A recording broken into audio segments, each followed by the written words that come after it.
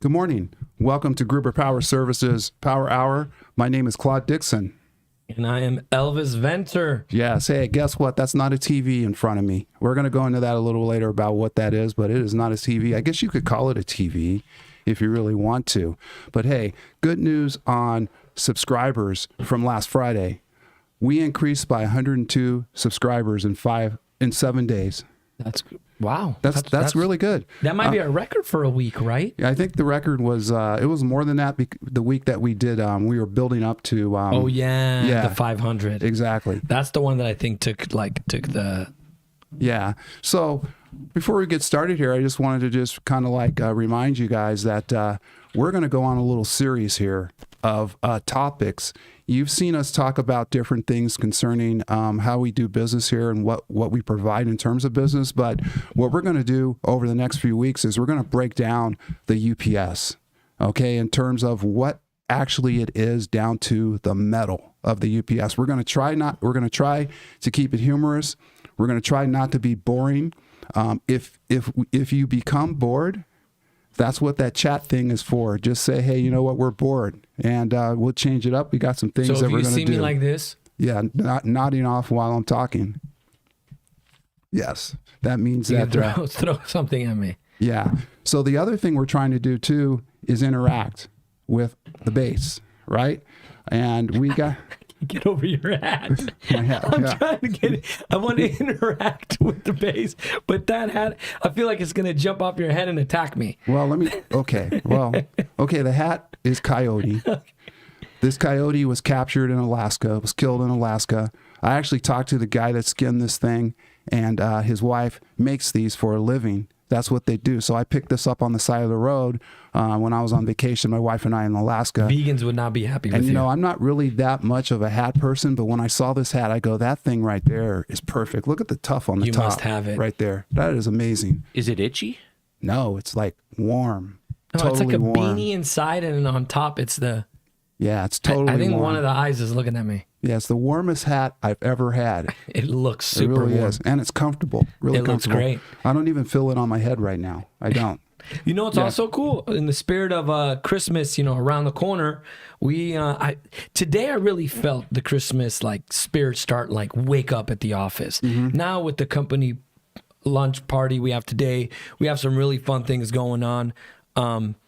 We have the Christmas here, we have the lights, and I just think it's really fun with the Christmas spirit. So I like that, you know. Mm-hmm. You look like a native, or you look like you're hunting. Native. Yeah, some sorts of Egypt or God knows where. And then, fine. I see Loretta. She's jumping at me already. She's bullying me from the other side, and I'll do this. But yeah, I feel like the Christmas spirit. Look, we have Loretta's figurines here. And I'm very happy, very excited. It's going to be great, man. That's the reason why I told this guy today, you know, because our subscribers, they're really nothing but family members. Okay, family members, friends, this kind of thing. You know, there's no technical people subscribing to our podcast right now. So what I did is this for Loretta. Yeah. So what I did is I said, hey, Elvis, you know what? We need to send out an email. And send it out to your friends, your colleagues. I can't. They spam me. I'm on spam. And your enemies. Oh, he yeah. He looked at me and said, your enemies? Like, oh, yeah, send it out to your enemies. You want to get interaction from a chat standpoint? You start sending this stuff to the people that don't like you, and we'll be talking all day to them. I'm sending it to everyone, the people that do and don't. I'm sending it to my church people, my flock. Yeah, your flock, exactly. And that includes the church people when I talk about your enemies, okay? The church people, too. They can't be my enemies. I like them more than I like some of the people God knows where. Okay. I'm more grateful. So let's get started. Okay, so we got a question. Elvis asked a question to the audience last week. Hey, send in... did? Yeah, what you would like for us to talk about it. I have the same symptoms as Grant, memory retention. Oh my goodness! Wait. You did, yeah. And we got some responses back.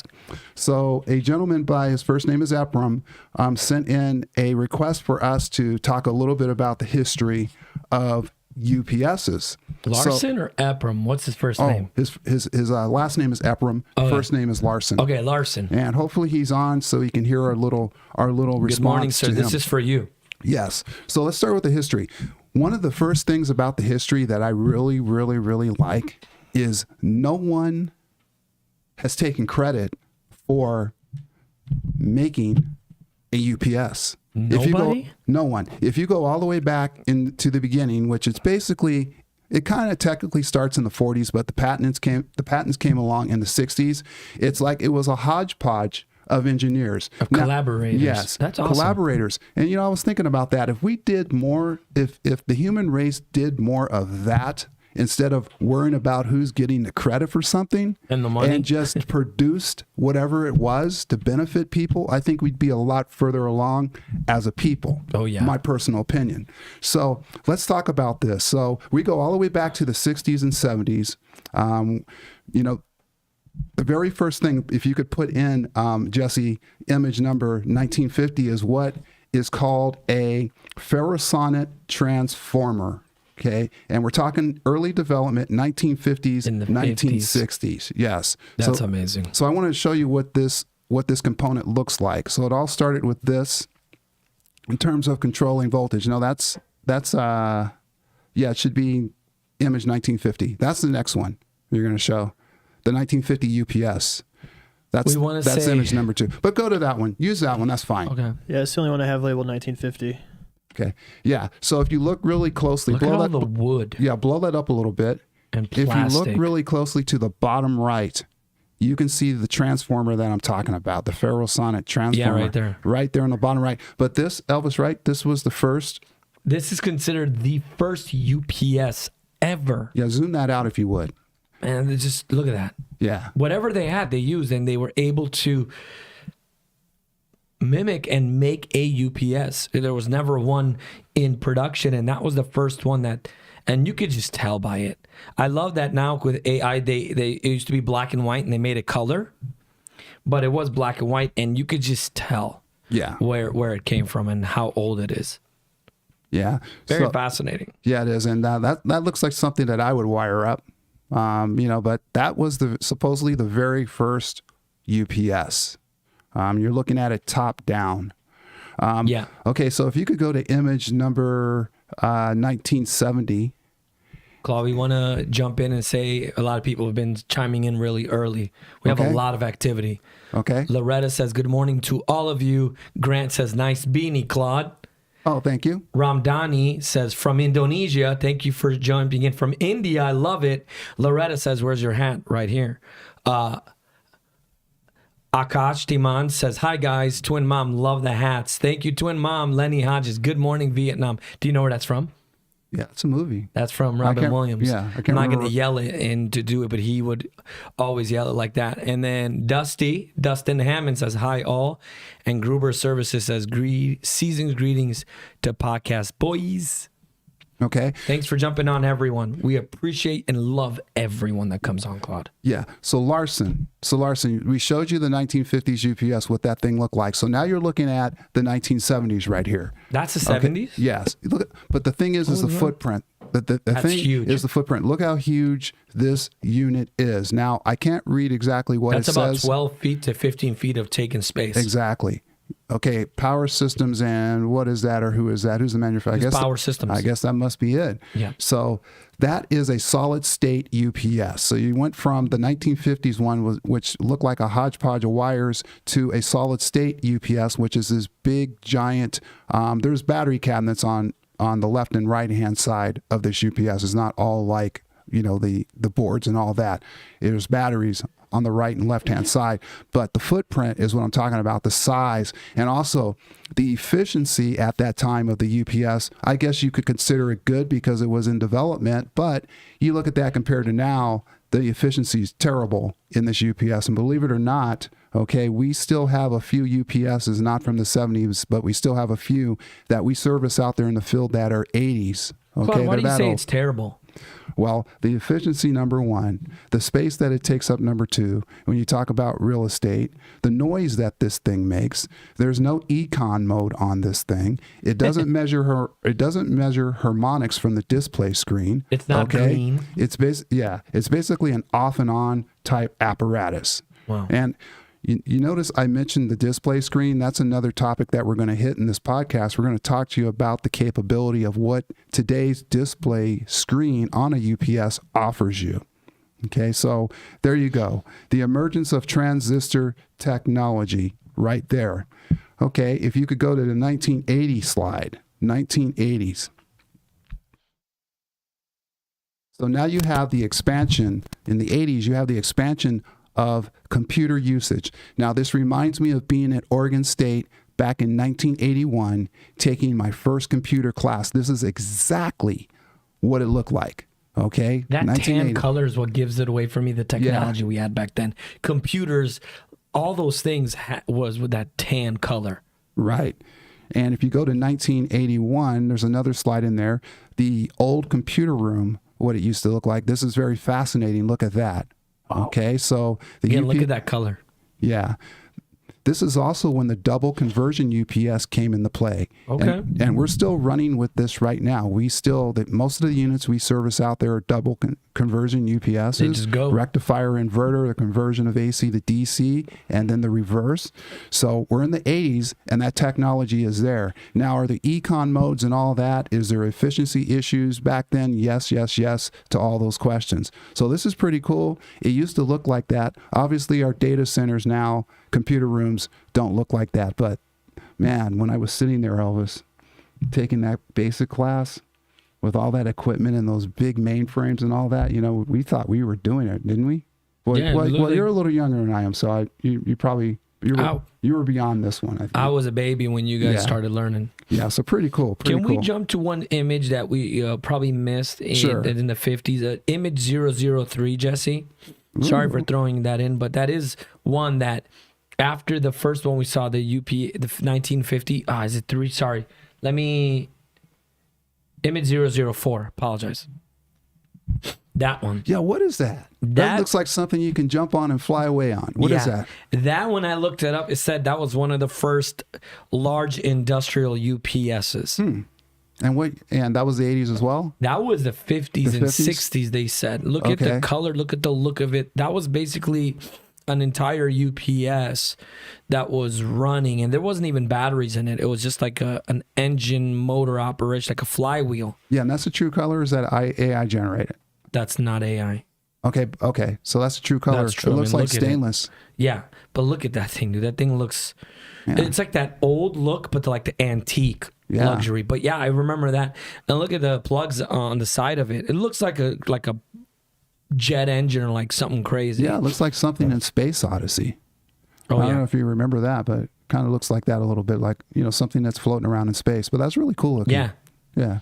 But sorry, go ahead. We can go back to the 80s. Yeah. The 81, I think, was the image. Yeah, I think that was the computer room. So you got double conversion technology, and we go on to the 90s, which is image 1990. Go ahead and go to that. Now we have the introduction of what? The micro. Yes, the microprocessor. Yep. Okay, this is 1990. This was revolutionary. Yes. The microprocessor. Integrated into the UPS system. Okay, and of course, this is where all the sophistication comes in, and the monitoring comes in, and the upgrade in the display comes in, all that, things that you can do from outside of the UPS without going inside through the display. We'll go over that a little bit later. But the microprocessor, 1990, that was the introduction. And then, of course, image 2000, the battery, all right? This is where... Yeah, two of them. Yeah, the microprocessor and the battery are kind of the game changer because now you have long run times. Before the battery was in play, you had very short run times. So everything depended on... UPS was only utilized for a short amount of time. So you couldn't use a UPS prior to the 2000s, I read, for long run time, so you needed to have a generator. There's a specific reason for that. When the battery comes in, now you got run time. Right. Now you can play with 5, 10, 15, 20 minutes, which is an amazing option. Prior to this battery, you're talking about tiny, small run times. Very minimal. Yeah, and probably a very erratic operation as a result of that. And huge and all of that. Yeah. So you look at that battery, that's a VRLA battery, a valve-regulated lead-acid battery. And if you go to image number 2001, yes, the lithium-ion battery did exist back then. And there's, it looks pretty similar, but there's different metals in there that cause a different reaction. So with this, you get a lighter battery, and it lasts a whole heck of a lot longer, and it just goes on and on from there. So that was the 2000s. And then in 2010, I don't have an image for this, but just wanted to talk through what happened in 2010 is where all these economy modes came into play. Because of what reason? You hear people talking about it. It's like in the back of us there, the color of the green screen. Everything, wanted to go green, still wants to go green, that kind of thing. So now you have the introduction of green and energy efficient UPSs that basically started from 2010 on. And we're on that road right now. So that kind of capsulizes the evolution of the UPS. Put in the 1951 one more time. Just want to show you. Side by side. Yeah, I can't use the solid state one because that's too big, but don't have a picture. Yeah, so that's how it all began. And for those of you, in the mission critical industry, in the UPS business, that we've come a whole hell of a long way since then. Okay. Yeah. Thank you, Jesse, for putting that in there. Highlander says the video team has an awesome sense of humor. Yes, they do. They're amazing. Gotta always give shout out to Aaron, to Jesse, the whole crew for everything they do, and for some of the grief we probably put on them and some of the stuff that I say and all the goofy stuff. So appreciate. Yeah, they have a great sense of humor. Probably sometimes Jesse wants to cry, depending on what I say in some of the jokes, and he's like, "Lord have mercy." Especially when we talk about China. Right. And then Grant Mobile says basic programming 101 to all the stuff you're teaching. Yeah, that was the name of the class, actually. Loretta, she has a question for us. Does anyone know what state was the first to recognize Christmas 1936? Yes, I do. And I'm going to check this out. It wasn't in 1936. It was 1836. And it was Alabama. And then I think Oklahoma was the last one to recognize it in 1907. Go ahead and fact check me on Google, but I'm pretty sure that's the answer. You're welcome, Loretta. I'm that good. Lenny Hodges, it's a flux capacitor. And Val Vesa from Romania, happy to have some spare time to join again. Thank you so much, Val, for taking time to join us. Appreciate you. Yeah, I think what Lenny, if you could scroll back down, I think what Lenny was referencing was that image that you showed. I guess that's what he was referencing there. Is the silver? That metal huge. Okay. Hey, Lenny, if you could do us a favor, provide a little bit more detail on that if you would. Yes. Okay, that would be great, and we'll cover that before the podcast is over. Yeah. So let's have a little bit of fun here. I talked earlier about, now we're going to start peeling back the UPS. So the first thing that we want to talk about and propose to our audience is, who can name the most common metals that make up a UPS? And we want some people to chime in on that. I think you're going to be shocked when we tell you some of them that you probably don't realize are in a UPS that are, and what function these metals are playing. Common metals in a UPS? Yeah, and that's a key. That's a key. Yeah, that's a key word. That's a key word, common, because there are multiple things inside of a UPS that could be considered metal. Let's give them a hint. Put in image 2002. I'm not going to say anything. I'm going to let you guys guess, because I have guesses too. And then I'll just say when, I guessed that one, I didn't guess this one, or so forth. All right. So those of you who are watching, if you want to take a look at the periodic table of the elements, I know you fell asleep in class on this, but all of these metals, these common metals, are located on this chart. Maybe that'll give you some hints. The guesses are coming in. Give me 1 sec. I'll put them all up. right. Okay. Yeah. Yeah, so there's a lot. I mean, like you said, common. Some may not be common in what you're thinking of, but they're common inside that UPS. And it consists of, 7 to 8 different ones? Well, who knows? Yeah, it could be multiple, but the common ones. The common ones. Okay, and we're off right now. Loretta said, I thought I typed 1836. Well. Okay, let's go. You got... Let's see, by the way, love your beanie too, Elvis. Okay, Grant Mobile copper. That is correct. That's one. That is correct. Vesa. Gold. We'll talk about that in a second. Is that correct? That could be correct. I don't know. But and believe it or not, you can coat your bus bars with gold. Okay, but it becomes a cost issue. Okay, because gold's very expensive. Wow, we'll go over that in a minute. Look at vanadium. Yeah, vanadium, and then Loretta gold. Was that right? Vanadium? No, vanadium is not a metal. inside Okay. of a UPS. Loretta Ballman gold, Maybe. lithium. Okay, if you're looking at the battery system, yes. Okay. Magnesium could be another But gold. lithium's a metal? Yeah, Okay. yeah. Oh, Lenny just hit them all out. Yeah, nickel, copper, aluminum, steel. That's 4 right there. And I actually guessed those 2. I didn't guess copper, but I guessed nickel, Okay. aluminum, and steel. Now remember, we're talking about metals. Metals. Okay. If you look at the periodic, there's gases on that chart too. So don't get confused Yeah, with don't the get gases. confused by the checks or the circles. He didn't. That's not an answer. Yeah, the thing's color coded over there. So you can, if you can zoom in on that, it'll tell you Valves which right ones. with aluminum. Yeah. Okay. So you guys got most of the common ones covered. But so let's talk about the first one. I didn't see this one appear up there, and this really is one of the heavier things associated with a UPS, and that is steel. Okay. If you look No, at he said steel. who, Lenny.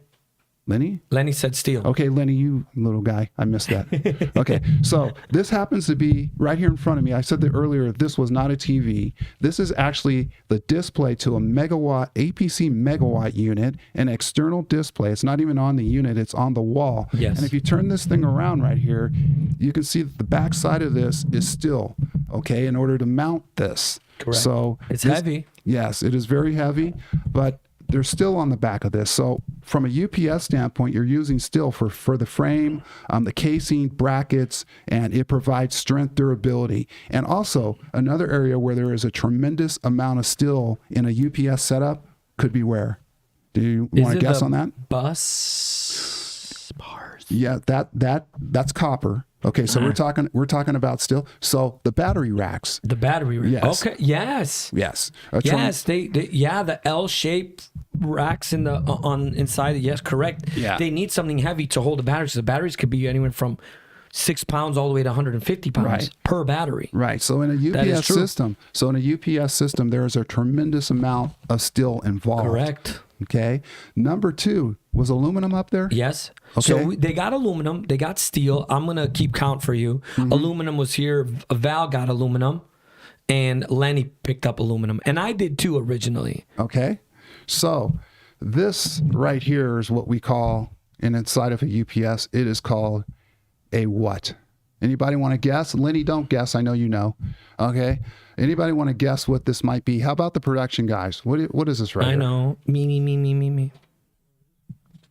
This- Do you know what that is, Aaron? It's a heatsink. Yes, it Got is. There are multiple shapes and sizes of heat sinks inside of a UPS, and their role is to dissipate heat. And what metal is that? Aluminum? This is aluminum right here. Aluminum. And of course, aluminum is very light. Okay, it's very light. This thing, and believe it or not, this is like one of the smaller heat sinks, depending on the size of the unit. I mean, they could be huge ones, and then there's very small ones. You can even find them on circuit boards, believe it Wow. or not. Yeah, Which you I think can. is pretty amazing. And of course, the chassis of the UPS as well. Now, you heard Elvis mention copper earlier, and I said that bus bars are made out of copper. Well, they're also made out of aluminum. You can have aluminum bus bars inside of your UPS. We're going to cover that a little bit later. So that's what it looks like right here. Don't It's a confuse big it. heat sink. Yeah, don't confuse it with this, which happens to be copper. That's much the heavier. big one. Yeah, much This heavier, thing's heavy. which we'll talk about now.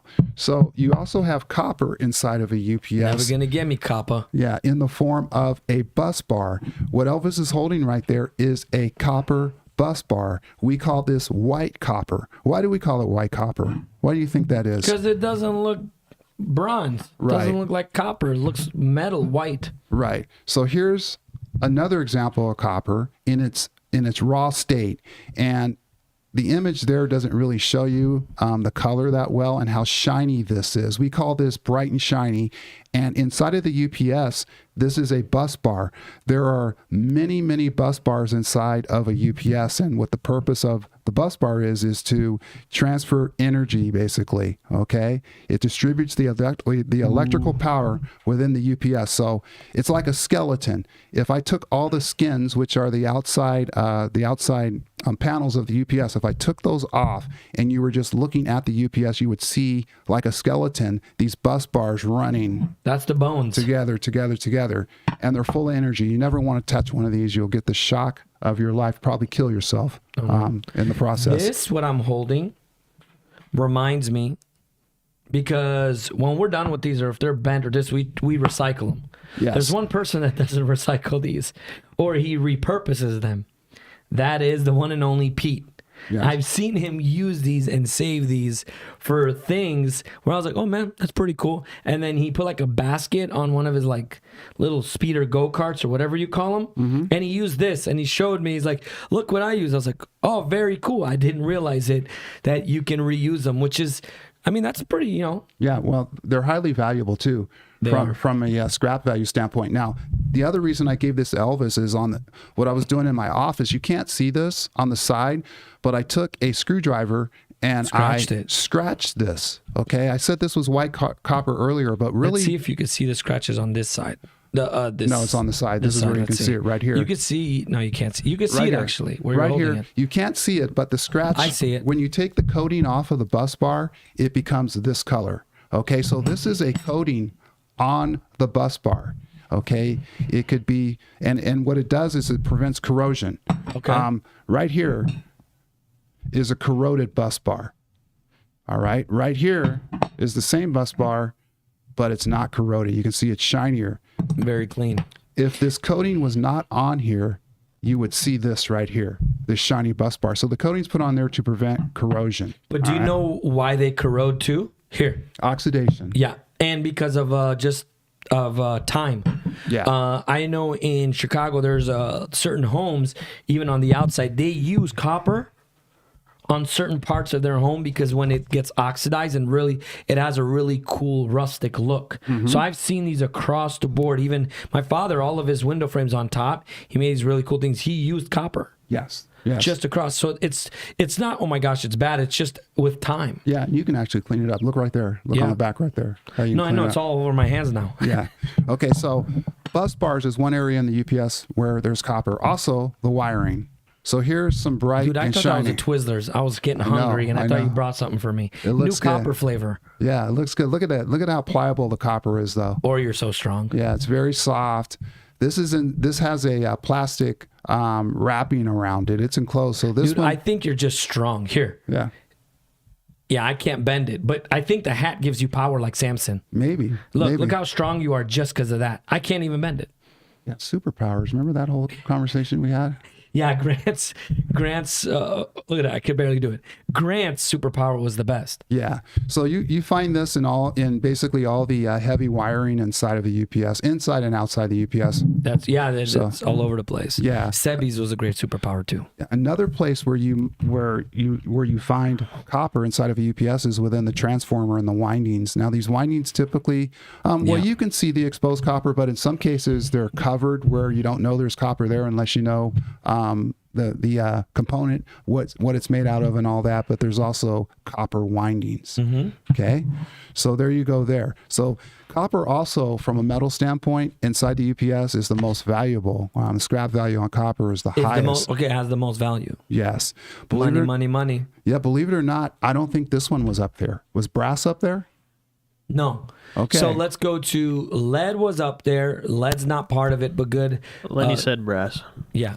Man, Lenny's all Someone over it. said brass, of course. All right, so here you go. Here's a brass component in a UPS. Now, this particular component, I never got around to figuring out what this actually does. Do you see it? Look, it's floating. You can't see the green.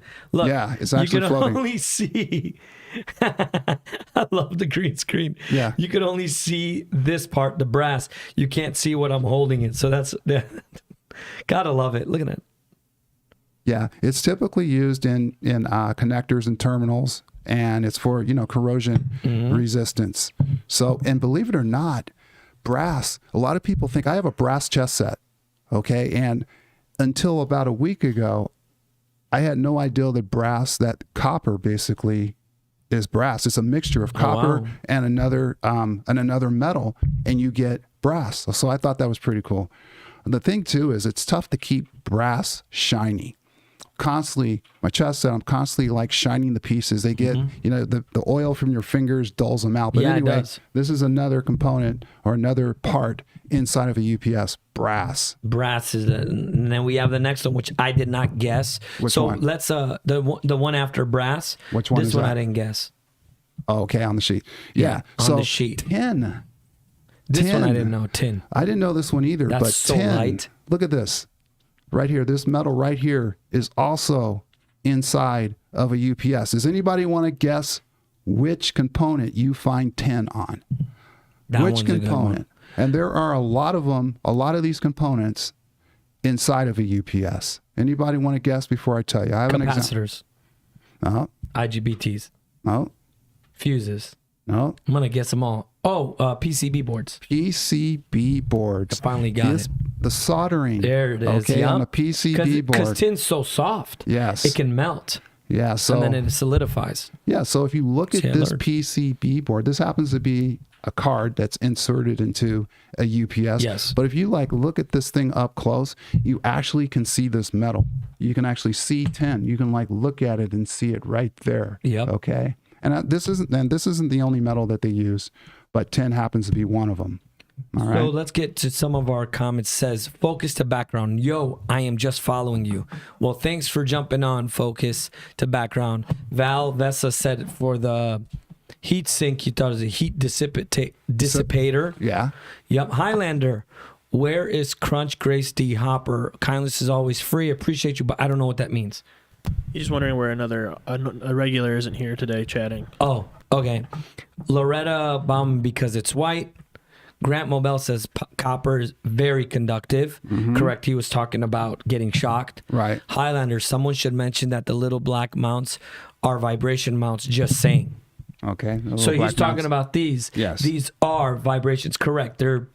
You are correct. Good call. We were going to talk That's about rubber, that too. too. And they're rubber. Yeah. So to your point, I'm glad you brought that up because to your point, one of the things that we're going to do in another podcast is we're going to continue to dissect the UPS. Okay. So how many parts, what type of parts in the UPS are rubber?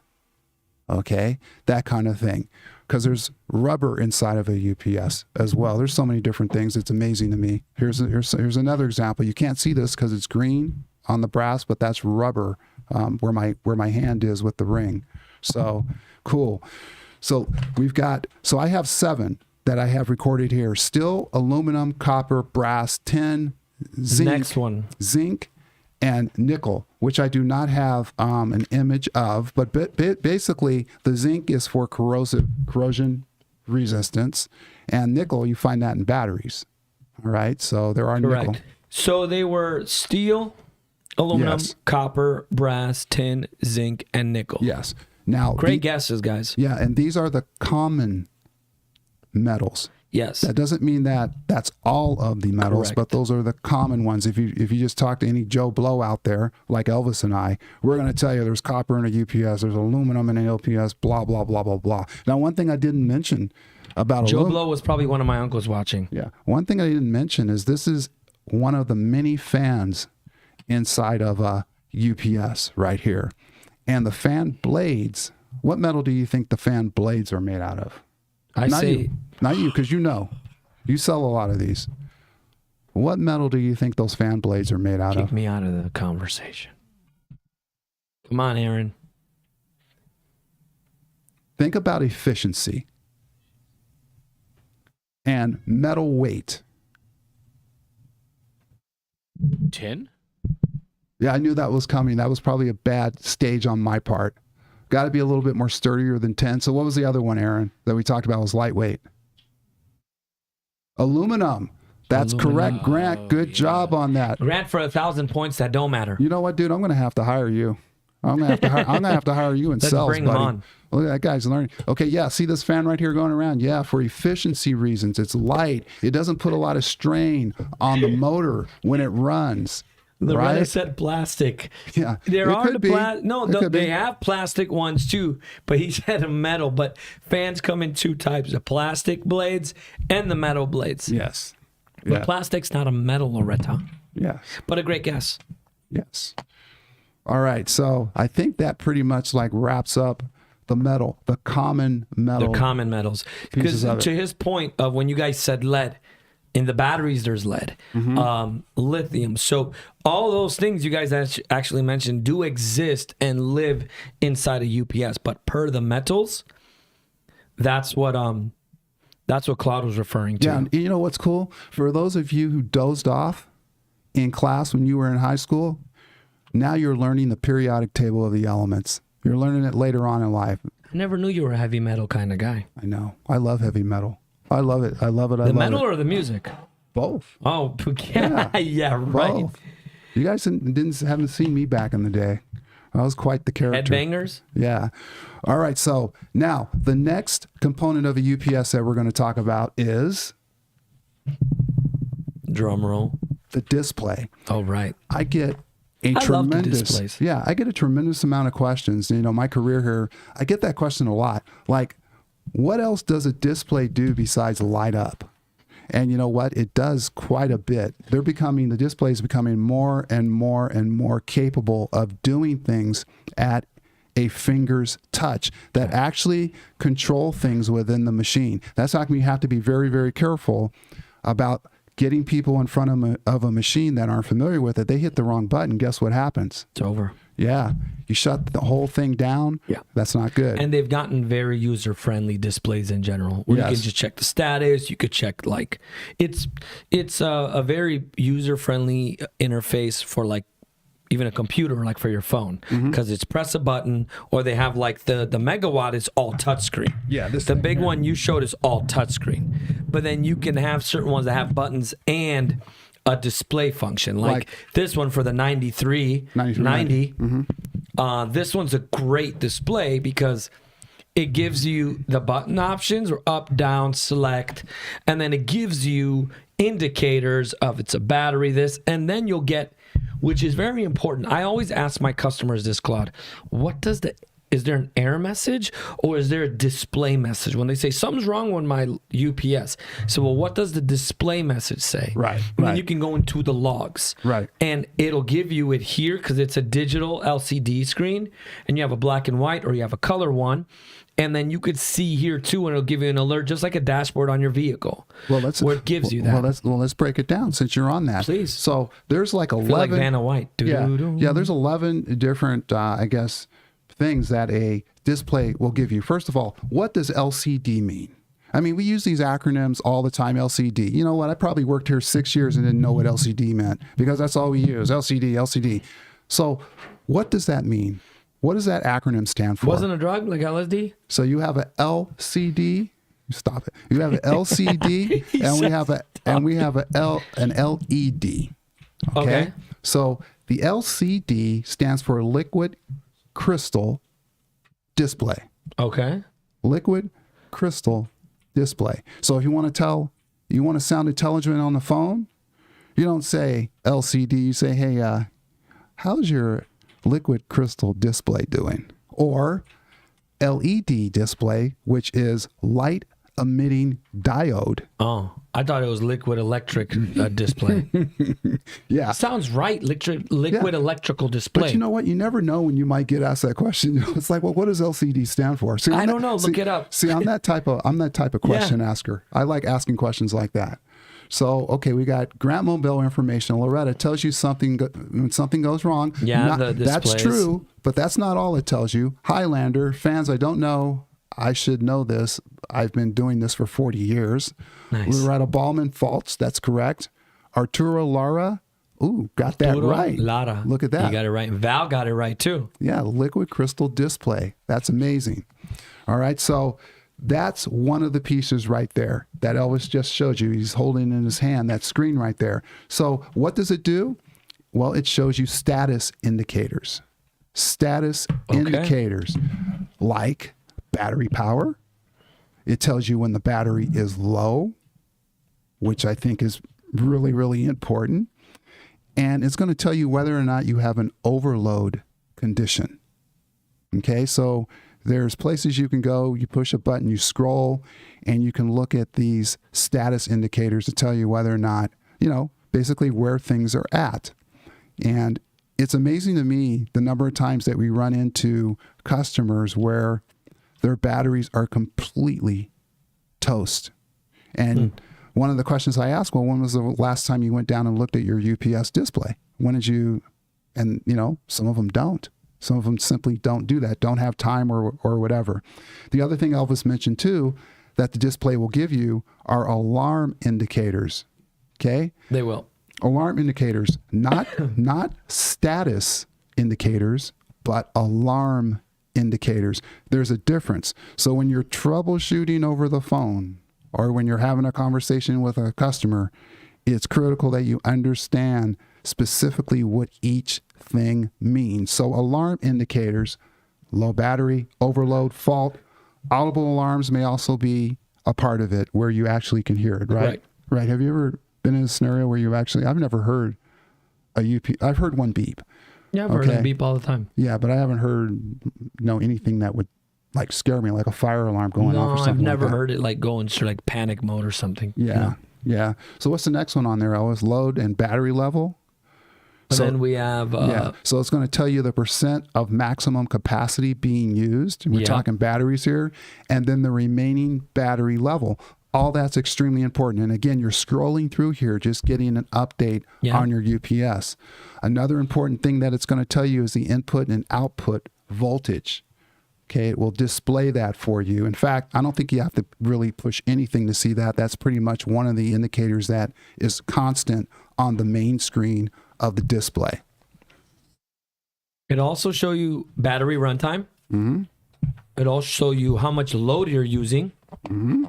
So let's say you want to use 10 kVA. Well, it'll tell you you're actually only using 40% of the 10 kVA. And that's giving you X amount of runtime. That is probably the most... Good point. That's a good point right there. Explain that a little further, the load as it pertains to runtime. So if you're only using a certain amount of power, it's going to tell you, hey, you have a 10 kVA UPS, and you're only using maybe 5 kVA of it. If it's at 50% load, you're only using 5 kVA. And guess what? That 5 kVA is giving you an hour and a half of runtime, for example. Right. Because I have a customer, I went and their smart ups, they're using 0.02. They were using not even a kVA. How did you calculate that? Did you get your calculator out and calculate at 0.2? No, I went straight into my Einstein. I started seeing all these. That's pretty phenomenal. Equations. No, because the display showed me, and I looked great in front of the customer. I was like, they're like, okay, well, you were in the right hands. But I looked at the display, and I also showed him. I said, hey, look, it says here you have an 8 kVA smart ups. Guess what? You're using 0.02, and you have an hour and 20 minutes. I said, great. Well, we don't have a generator. We want to get more runtime. Fantastic. And I told him, per the UPS he has now, using this, you're going to get an extra 4 hours plus. Did he tell you what was on it? I already saw what was on it. I was in the room when it's connected to it. Okay, I mean the devices. I already know the devices. It was the phones, it was the computers, and it was the lighting. Okay, and that was only 0.2? 0.0, yeah, not even 2 kVA. What, 0.02? Is that what you're saying? It was 2 VA. It wasn't even a kVA. Wow. It was like 200 VA. It wasn't a lot. It was really, it was half a 1 kVA. Okay. A quarter, actually. So I was like, dude, that is so... I mean, the LCD was really helping me, and it showed me runtime. And then went to another customer, and it showed me how much battery life they have left in these 2 battery cabinets. And this one is like 80%. This one, you have 90%. Another one said you're at 100%. You're good. You got no issues. Now, here's the thing. You make another good point that I want to highlight right here.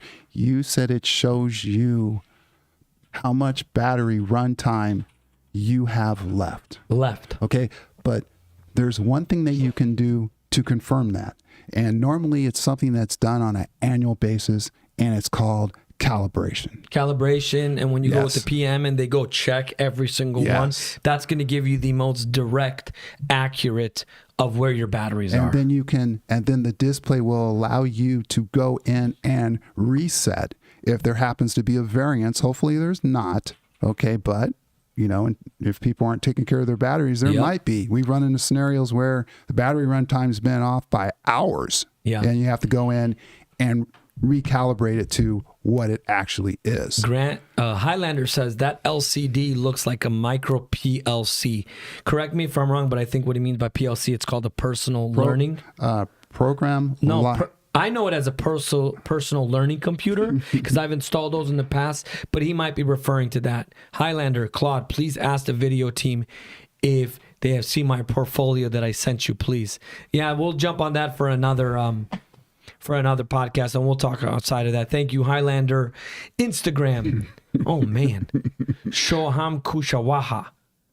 What are you trying to explain? No, what are you trying to explain? What are we trying to explain right now? The display associated with the UPS system. So these type of displays are on the UPS. There's many different types.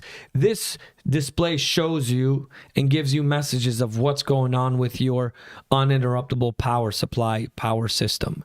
This is what's on there. And there's varieties and different types. APC has a different type of screen. The Eaton has a different type. Let's do this. Let's do this for that one person that asked that question. Jesse, can you put back in image? Well, so this person is on Instagram. They can't see it. He can't see it? Okay. Yeah, so if you... well, we'll put it so up there Ham, anyway. if you want to go to YouTube, you can see the images. Yeah, if you want to go to YouTube, 𝐓𝐢𝐭𝐚𝐦𝐩𝐬 𝐒𝐭𝐚𝐦𝐩𝐬. Which one? 1970? Yeah, 1970.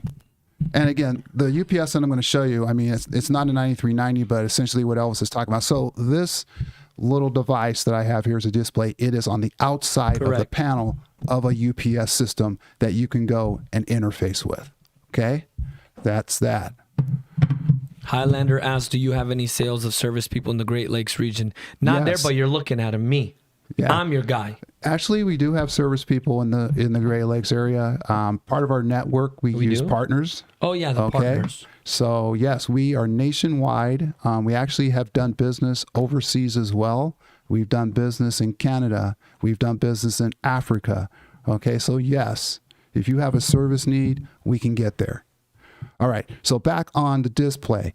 It also gives you diagnostic information, which is the overall health of the UPS and temperature, which is absolutely vital, both outside the ambient temperature of the UPS in the room and also inside as to how the components are running inside the temperature. And of course, the control buttons is another thing that provides you buttons to control and configure the UPS.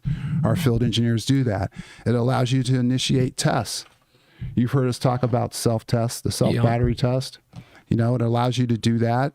It allows you to mute alarms and adjust settings. And then one thing that they're going to now, it's more of a new feature, is graphical interface. Correct.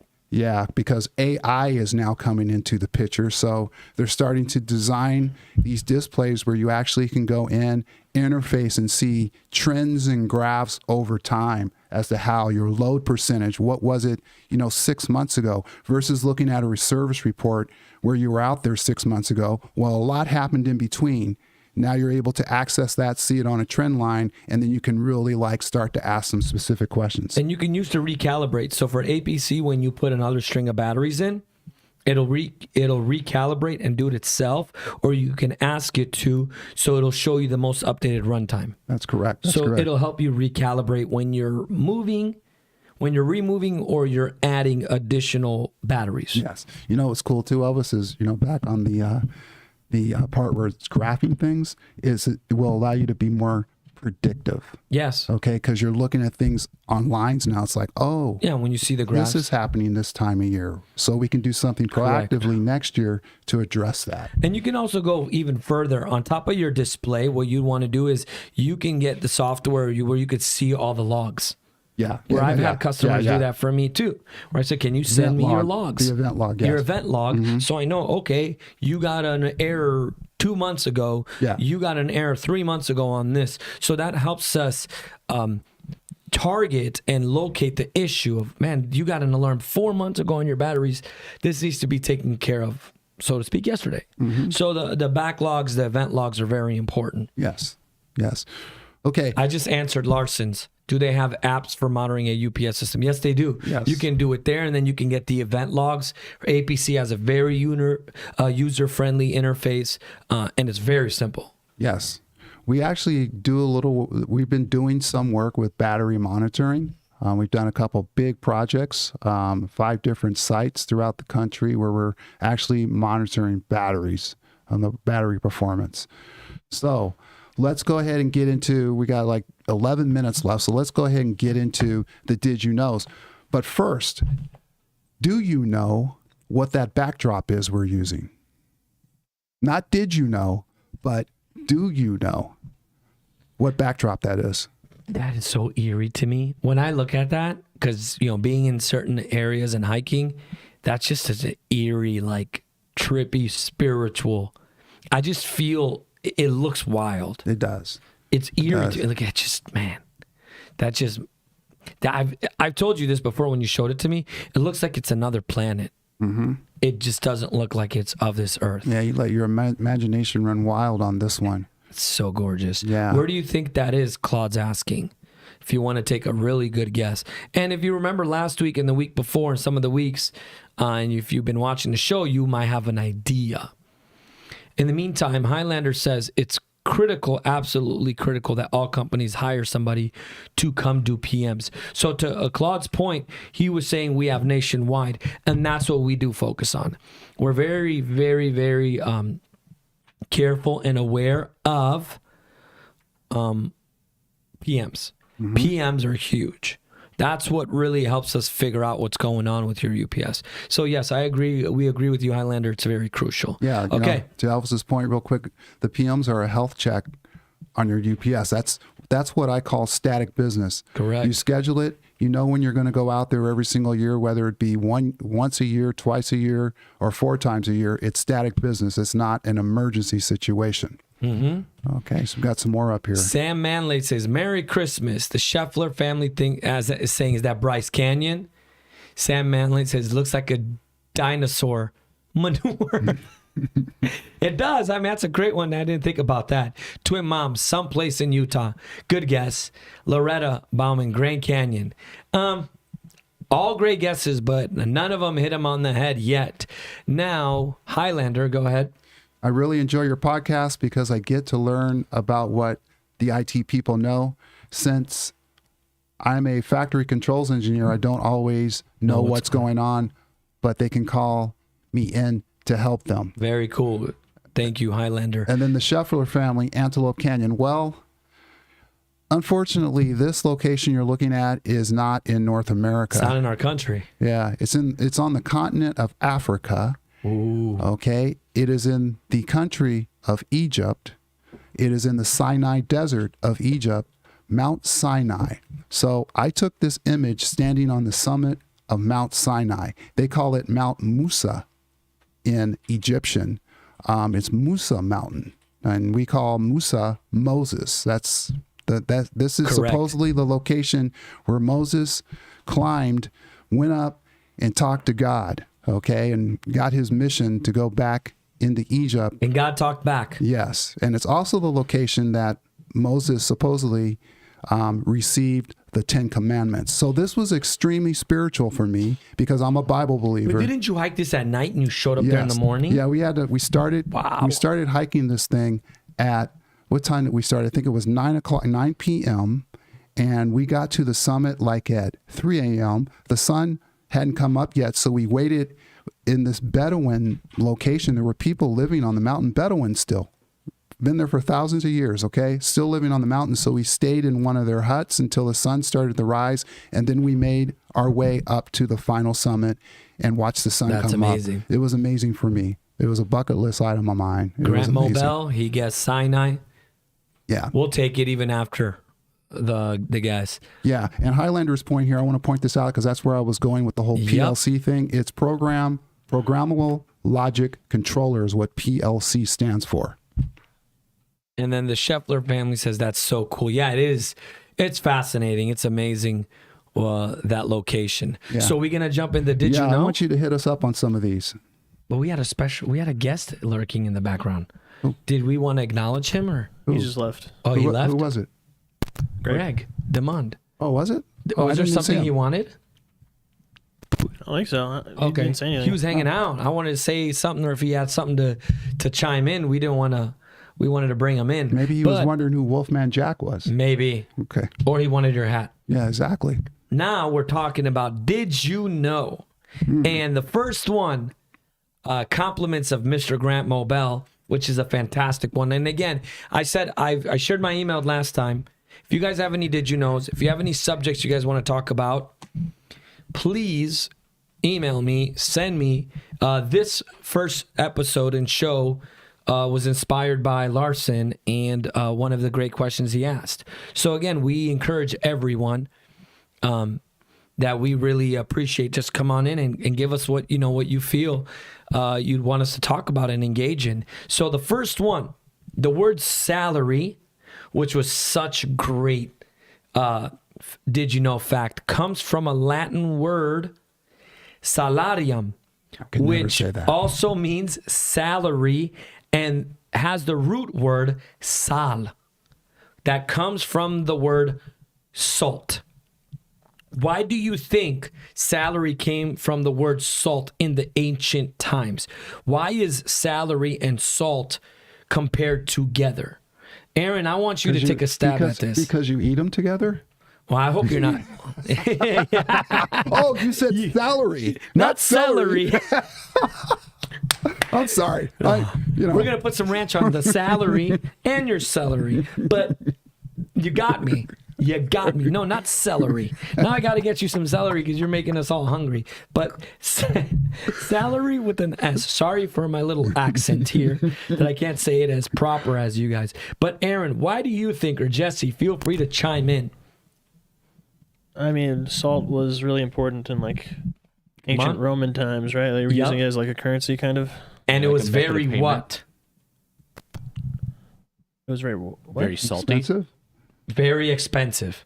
Salty is very salty, correct. Salt is very salty. It was very expensive. So it had such a high value that they used it as a currency, like Jesse said. Ding, ding, ding. Jesse got that one right. And it was in the Roman times. Now I got some really cool questions. I want you guys to start answering them. First, Twin Mom says, dream vacation for me is for her in Egypt. Highlander, data services outside of my wheelhouse. However, if needs come up, I'll call Elvis. Thank you. Then you, the Highlander, P.S. Kindness is always free. Thank you. Yes, it is. Grant Mobell, I had it there before Claude mentioned it, the Sinai. Sam Manlate, salt was used as a currency once. You are 100% right, Sam. Highlander said Mongolia. That was a great guess. Twin Mom, face blue smiling. Yeah. I'm not sure what face blue smiling means. It's an emoji. Oh. Okay. Smile.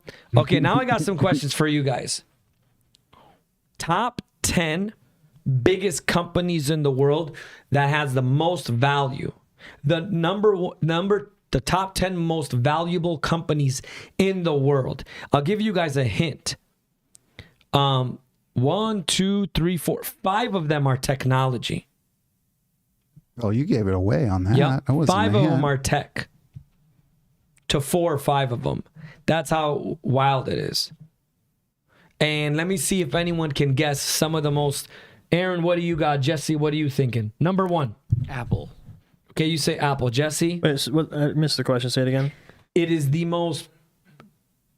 biggest, most expensive, most valued companies in the world that have the most money. They're the biggest in the world. From a revenue standpoint? From a revenue standpoint. Amazon and Google. You said Amazon and then Google. They're in the top 10, but they're not number 1. Number 1, ding, ding, ding, Aaron got Apple. Okay, hold on, we got guesses coming in. Okay, number 2, let's see who can get us some more because you got answers coming in for us. Arturo said Eaton. That's a great one, but no, not at all. They're not even in the top 10. Loretta said Microsoft. That's number 2. Scheffler family said Starbucks. No, they don't even crack the top 10. Sam Manlate says Google. They are 4th. 3rd is Saudi Aramco oil. And Apple is with 2.974 trillion. Microsoft is with 2.78 trillion. The Aramco tech for the oil is 2.1. Google is 1.6 trillion. Microsoft for Sam. Loretta says Sony.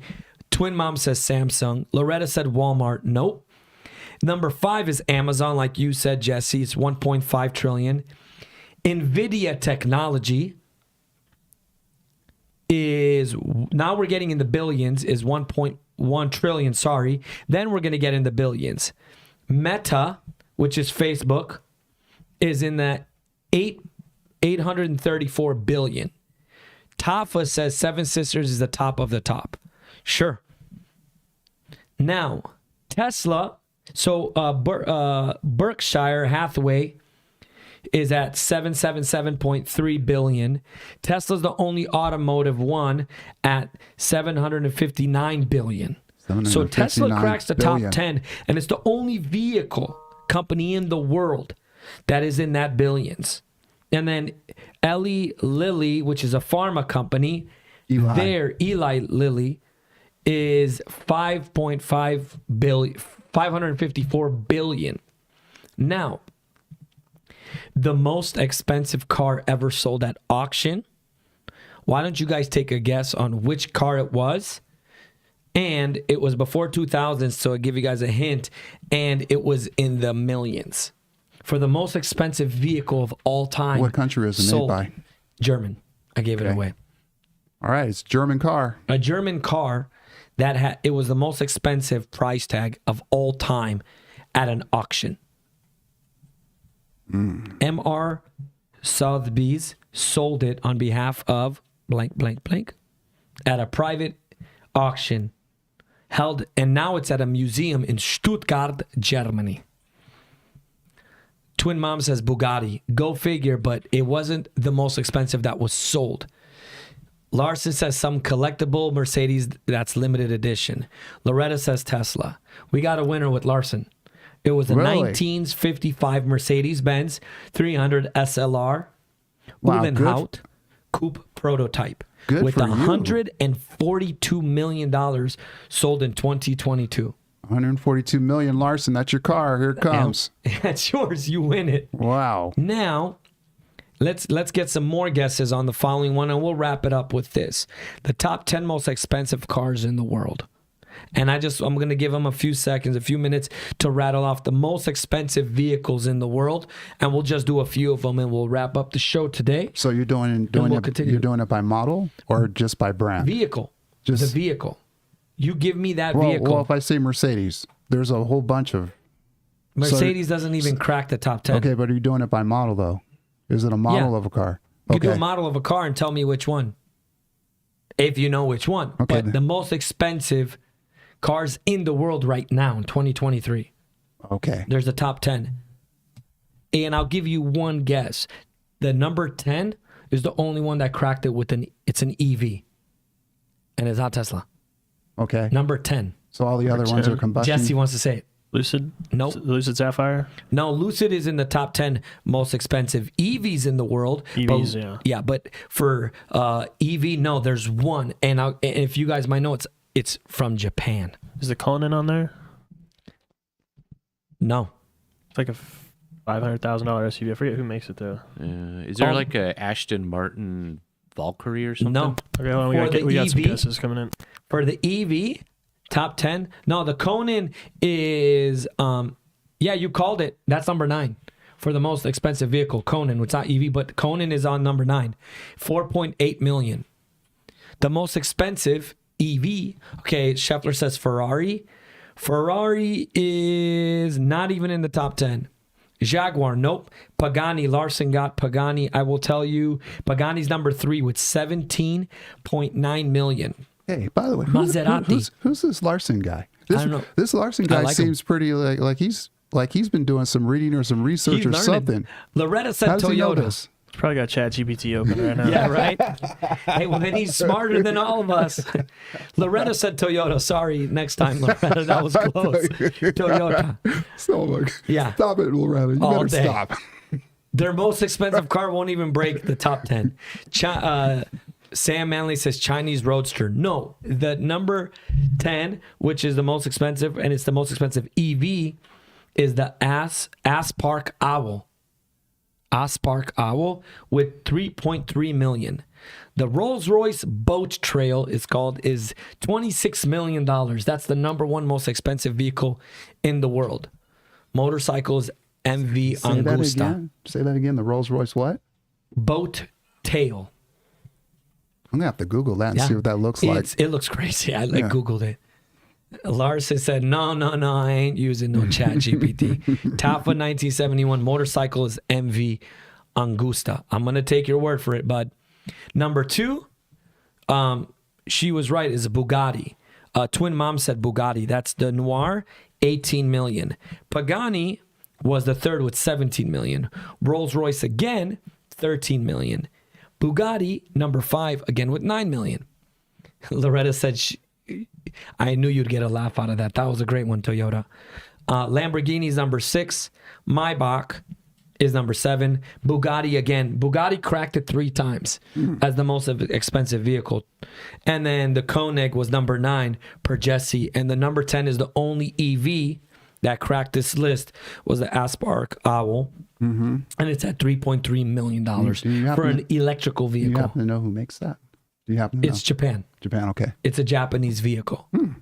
And then after that, that's what we have for the most expensive vehicles. Next week, we're going to do a lot more Did You Knows. We're going to have some more Christmas ones. We're going to have some cool trivias on the most expensive movie for the Christmas holidays that made the most of the box office. Just giving you guys some cool hints of some stuff we're going to have next week. And from a power standpoint, we're going to talk about the PCB board next week, the printed circuit board. Yes. That's amazing. So we would like to end, Jesse, our show with our latest catchphrase, coin phrase. If we have it up here for, what we've been doing. But look, Claude, and we finished another episode. We came out of it alive. I can't believe we've we done learned 27. A lot. 27, man. We're going to catch up to we're going to do so many episodes that it'll be probably older than you when we get in the 50s, 60s, 70s. Well, there's going to come a time when I've got to check out. Oh, man. You know? Nah, you'll be fine for now. So where is our... Yeah, I'm pulling it up. For some reason, it didn't save. Oh, no, you're good. So, again, thank you for everything. You guys always chime in and just really stay interactive. Thank you to Loretta for her cool little things. Look at Loretta said, watch how loud these are. She has a great desk, and look. So Loretta let me borrow some of her cool thingamajigs and her hat. So thank you for that. And I just appreciate you guys. Yeah. Everything they do. And let's give them a reminder too. Elvis's email address is V as in Victor, EN at Gruber.com. Please send us some topics that you would like to discuss, both power related and non-power related. Yes. And please, jump in on our YouTube channels for Gruber Power Services. We are on TikTok. We're on Instagram. Feel free to jump in. And on our YouTube channels, we have 3 different podcasts. We have main brands, but then we have so many that Pete does and we do as well. We have the Gruber Communications, we have the Gruber Power Services, and the Gruber Motor GMC, which that's the most diverse one, the GMC, because there's so many other things that between Pete and Jesse and some of the people here, they do. So feel free, and we encourage that you guys keep subscribing, like, share, subscribe, and just keep doing what you guys are doing, because we're growing at a really cool rate and it's very encouraging. So thank you to everyone. Please like, subscribe, and have a great weekend. Have a great weekend. See you next Friday. See you.